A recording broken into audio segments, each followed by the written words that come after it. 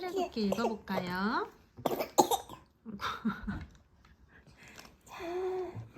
엄마가 출애굽기 1장 읽어줄게요. 출애굽기 1장. 야곱과 함께 각각 자기 가족을 데리고 이집트로 내려간 이스라엘의 아들들의 이름은 르우벤과 시므온과 레위와 유다와 이사갈과 스불론과 베냐민과 단과 납달리와 갓과 아셀이다. 이미 이집트에 내려가 있는 요셉까지 합하여 야곱의 혈통에서 태어난 사람은 모두 70명이다. 세월이 지나서 요셉과 그의 모든 형제와 그 시대 사람들은 다 죽었다. 그러나 이스라엘 자손은 자녀를 많이 낳고 번성하여 그 수가 불어나고 세력도 커졌으며 마침내 그 땅에 가득 퍼졌다. 요셉을 알지 못하는 새 왕이 일어나서 이집트를 다스리게 되었다. 그 왕이 자기 백성에게 말하였다. 이 백성 곧 이스라엘 자손이 우리보다 수도 많고 힘도 강하다. 그러니 이제 우리는 그들에게 신중히 대처하여야 한다. 그렇게 하지 않으면 그들의 수가 더욱 불어날 것이고 또 전쟁이라도 일어나는 날에는 그들이 우리의 원수들과 합세하여 우리를 치고 이 땅에서 떠나갈 것이다. 그래서 이집트 사람들은 이스라엘 자손을 부리는 공사 감독관을 두어서 강제노동으로 그들을 억압하였다.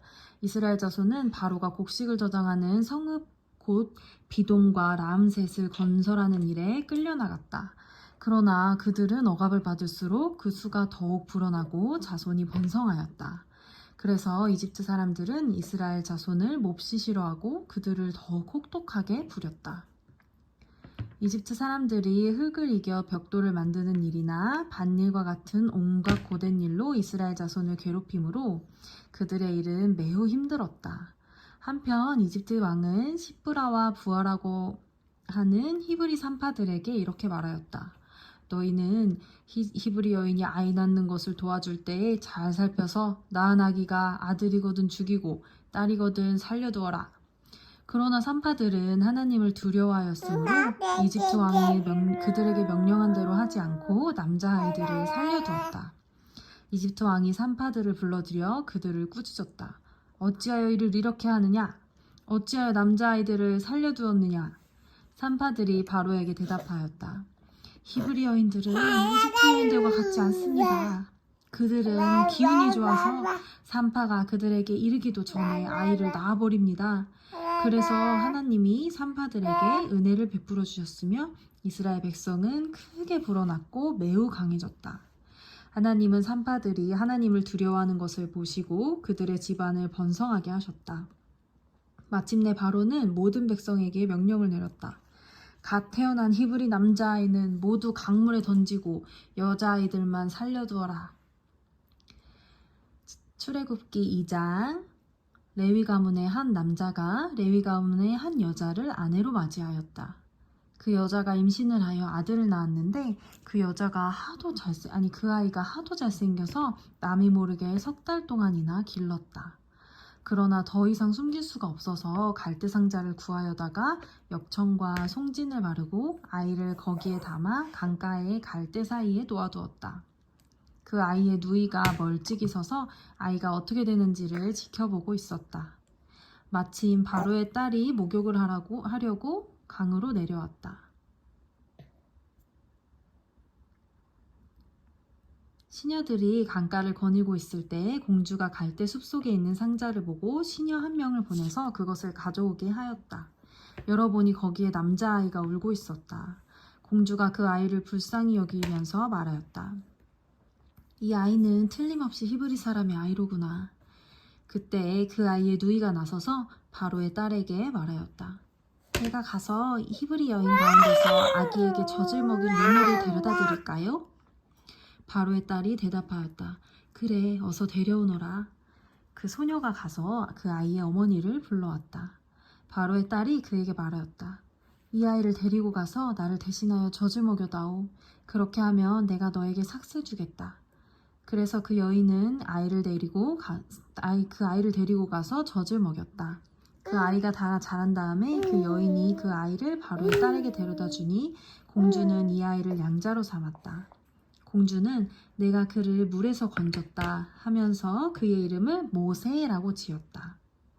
세월이 지나 모세가 어른이 되었다. 어느 날 그는 왕궁 바깥으로 나가 동족에게로 갔다가 그들이 고되게 노동하는 것을 보았다.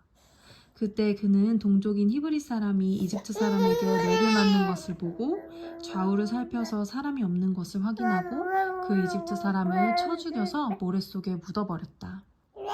이튿날 그가 다시 나가서 보니 히브리 사람 둘이 서로 싸우고 있었다.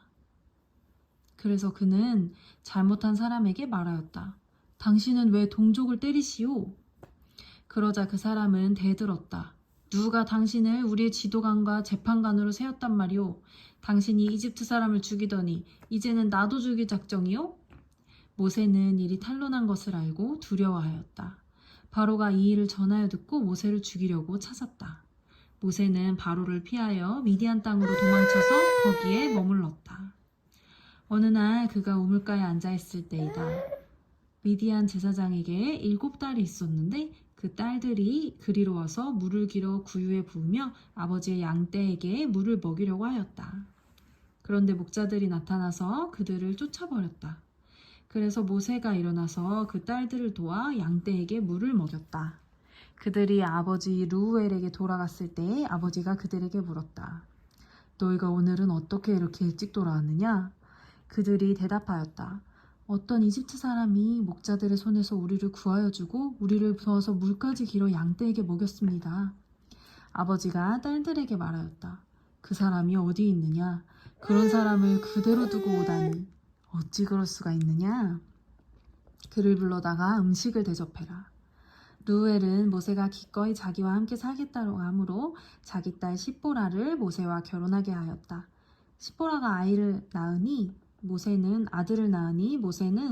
내가 낯선 땅에서 나그네가 되었구나 하면서 아들의 이름을 게르솜이라고 지었다.